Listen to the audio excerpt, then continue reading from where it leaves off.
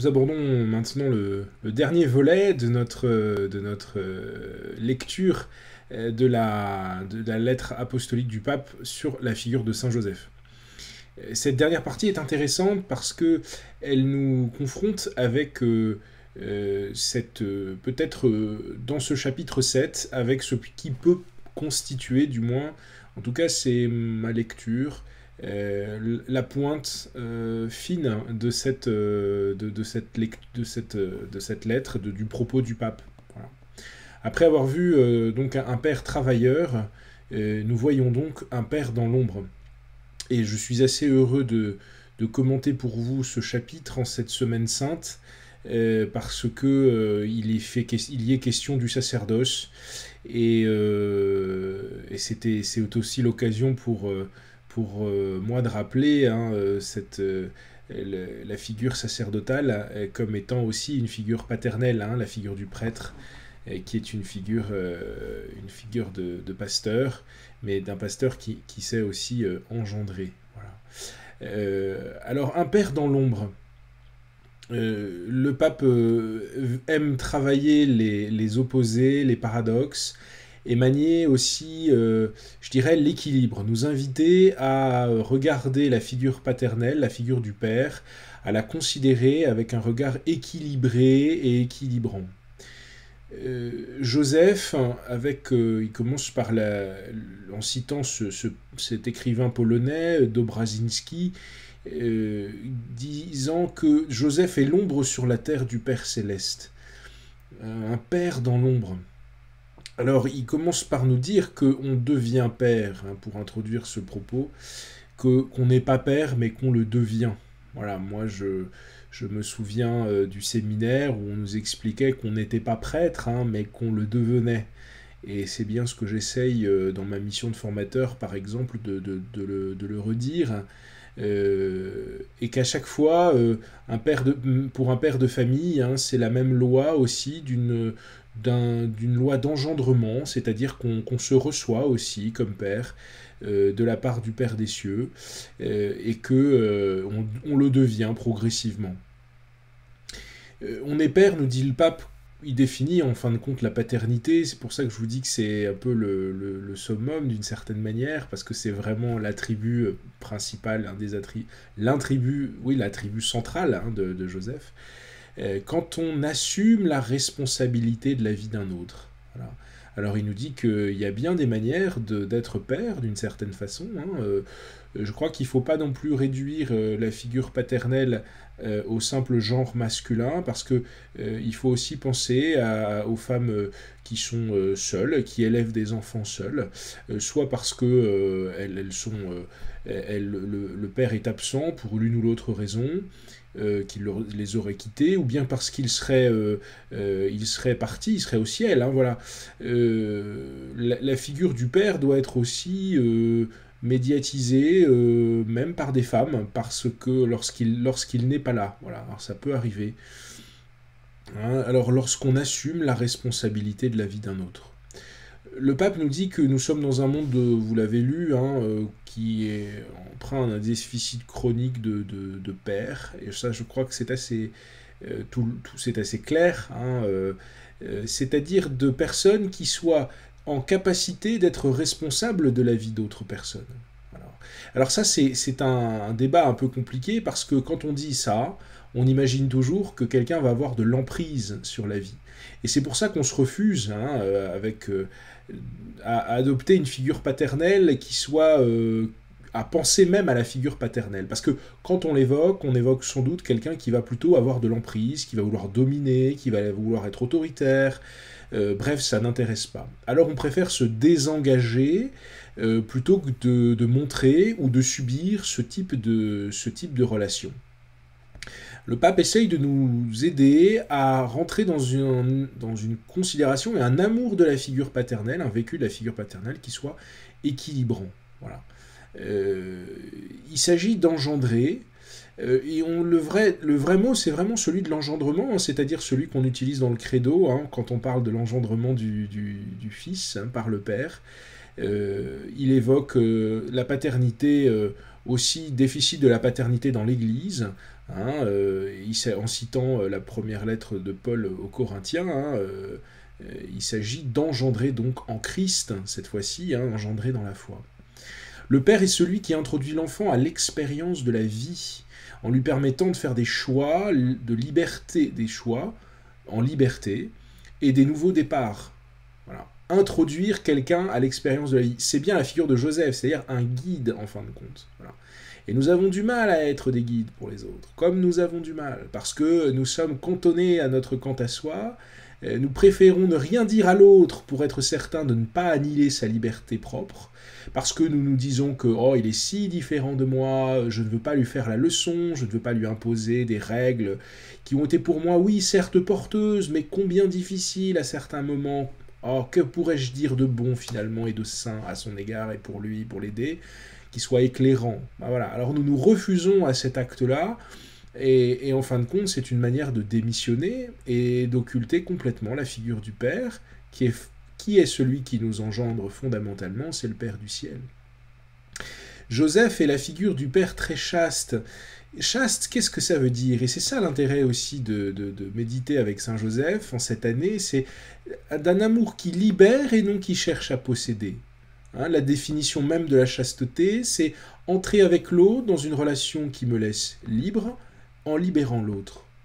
Et ça, c'est très beau, parce que on va quitter la notion de la chasteté qu'on avait, qui est purement liée à la continence, mais ici, il s'agit, quand on parle de la chasteté, hein, en régime chrétien, c'est vraiment voilà, être dans une relation qui libère et non qui cherche à posséder l'autre. C'est l'essence même de l'amour, c'est la façon même avec laquelle Dieu nous aime. Hein. C'est un amour qui nous libère et qui nous découvre à nous-mêmes, hein, en nous aimant. Le Père est ainsi celui qui est quelqu'un qui sait se décentrer de lui-même pour aimer de manière libre, voilà, tout simplement. Qui sait se décentrer de lui-même pour aimer de manière libre. On peut tout à fait guider quelqu'un, être celui qui va l'introduire à l'expérience de la vie en aimant cette personne et de façon libre. Voilà l'équilibre, en fin de compte. Joseph est le modèle d'une vocation accomplie, autre équilibre, parce que, et qui est lié au premier, c'est un peu le même, mais disons dit différemment, hein, qui s'est passé du sacrifice au don de soi. Alors il y a ce beau paragraphe que je vais vous inviter à relire ensemble, hein, ce beau paragraphe où le pape nous parle du passage du sacrifice au don de soi. Le don de soi libre, qui libère l'autre et qui est gratuit. Voilà. Il y a une manière de vivre sa vocation qui est tout à fait dans la peine, la douleur, la souffrance. Oh, je fais ceci, je fais cela, et je mériterais ceci et cela d'ailleurs. Voilà, où on se met à être comptable. Et à ce point comptable qu'on en est même autoritaire pour les autres, parce qu'on attend des comptes, on attend des résultats, etc. Ça, c'est pas ce que nous montre la figure de Joseph, et c'est pas l'amour chaste. La chasteté, c'est vraiment d'offrir sa vie en libérant les autres. Voilà. C'est ça le don de soi. Voilà. Le sacrifice est dépassé, il est dépassé pour entrer dans la liberté du don. En fin de compte, le Père a atteint finalement, de manière synthétique, le pape nous dit que le Père a atteint sa vocation lorsque il s'est rendu inutile, quoi. Voilà, lorsque la chasteté est accomplie pleinement, hein, totalement. Lorsque la personne est autonome. Quand un enfant a appris comment avancer dans la vie, et aussi, je dirais, moi, à se recevoir de Dieu, voilà, c'est la double paternité, avancer de manière autonome, hein, en homme et en homme ou femme autonome, mais en étant capable ensuite de se recevoir de Dieu aussi. Voilà. En ayant vécu, du coup, être capable de se donner soi-même et en ayant maintenant non plus l'ombre face à soi, bien qu'on ait toujours besoin de figures paternelles dans sa vie, qui sont encore les ombres du Père, mais qu'on soit capable du coup désormais de se tourner soi-même vers le Père. Voilà, c'est là que l'exercice de la paternité est bien fait, hein, quand un enfant, quand une personne, quelle qu'elle soit, quel que soit son âge, est capable de se retourner désormais par lui-même, par elle-même vers Dieu. Voilà. Et vraiment, le pape nous aide à envisager l'exercice de la paternité comme un signe qui renvoie à une paternité plus haute. Voilà. Voilà, ça c'est vraiment important de se dire ça. C'est le sens, plénier, presque philosophique de la paternité, et théologique, hein, mais voilà, en termes de si, c'est vraiment le sens que nous donne le pape François pour considérer la paternité, le visage du Père qui m'a engendré à la vie, qui m'a donné la vie, qui m'engendre. Voilà, le Père, c'est celui qui engendre, voilà, qui me donne la vie, qui me donne la foi, qui me donne d'aimer, qui me donne d'être libre, qui m'apprend les choses. Voilà, tout ce que fait Dieu, dans tout ce qu'a fait le Père en envoyant son Fils, c'est nous montrer un modèle qu'est le Christ, un modèle qui nous guide, hein, qui est là pour nous guider, tout simplement. Voilà, un pédagogue. Alors, je vous propose 3 questions donc, pour vos échanges. La première, toute simple, hein, quelles sont les figures paternelles qui m'ont engendré dans la foi? Voilà, on fait beaucoup, on a tous des expériences d'une paternité dont on a été le sujet. Bon, qui sont plus ou moins heureuses, hein, parce que voilà, nos parents sont ce qu'ils sont. Peut-être qu'on a eu voilà, des figures de sainteté à pour nous aider, peut-être, hein, voilà. Mais aujourd'hui, concentrons-nous d'abord sur les figures parce qu'on ne fait pas assez mémoire d'elles, je pense. Hein, quelles sont les figures paternelles qui m'ont engendré dans la foi, d'abord? Ça, c'est le premier point. Aussi, dans cette semaine où on honore aussi les prêtres, j'enregistre cette vidéo, on est mardi, on a vécu aujourd'hui la messe chrismale autour de Monseigneur Rouget. Nous avons renouvelé nos promesses d'engagement sacerdotal. Donc je crois que c'est intéressant de penser. Alors ce sont des prêtres, mais pas forcément aussi, hein, des personnes, ça peut être des personnes laïques ou des consacrés qui m'ont engendré dans la foi, voilà, et qui me rappellent la figure du Christ souverain prêtre. Voilà. Alors ça c'est intéressant de se partager ça, de faire un peu mémoire dans ma vie. Peut-être que en fonction de si vous êtes plus ou moins jeune, vos vies sont... La relecture sera plus ou moins longue, mais ça vaut le coup, hein, je crois, de regarder dans sa vie quelles ont été ces figures-là.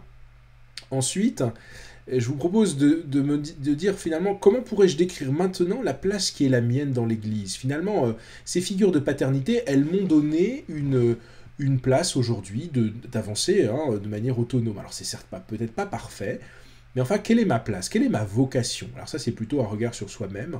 Et je dirais avec mes mots à moi-même, hein, là où j'en suis, est-ce que je suis père ou mère de famille? Est-ce que je suis célibataire? Est-ce que je suis consacré? Est-ce que je vis seul?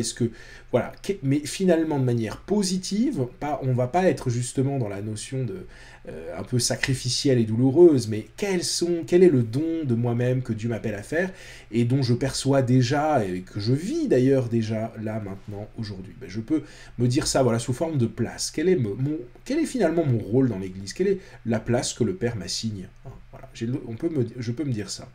Et puis enfin, la dernière, c'est à cette place suis-je toujours dans le don libre de moi-même? Voilà. Ne resterait-il donc pas une part de sacrifice? Vous savez, c'est ce paragraphe, là, je vous invite vraiment à relire, sur le passage du sacrifice au don. Est-ce que tout est assez, comment dire, fluide et libéré et libérant pour ceux qui m'entourent? Ça suppose de regarder mes relations avec les autres. Ou est-ce qu'il m'arrive encore d'exercer une certaine manière de me donner, un peu autoritaire, un peu dure, un peu véhémente, voilà, un peu centrée sur elle-même, voilà.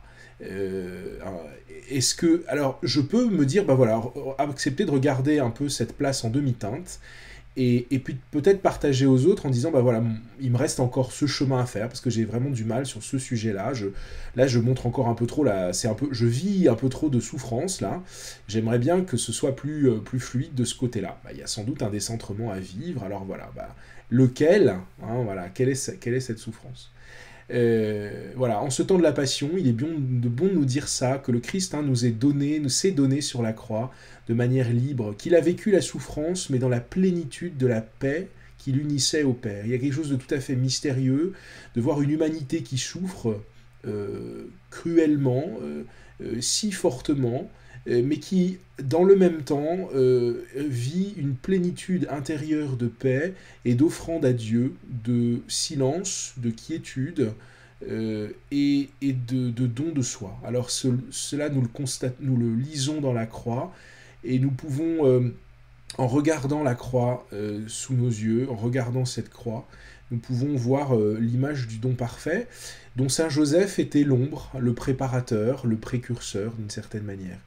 Alors prenons le temps, cette semaine sainte, de méditer sur l'oblation que Dieu nous appelle à faire de nous-mêmes dans le Christ Jésus. Voilà, belle montée vers Pâques.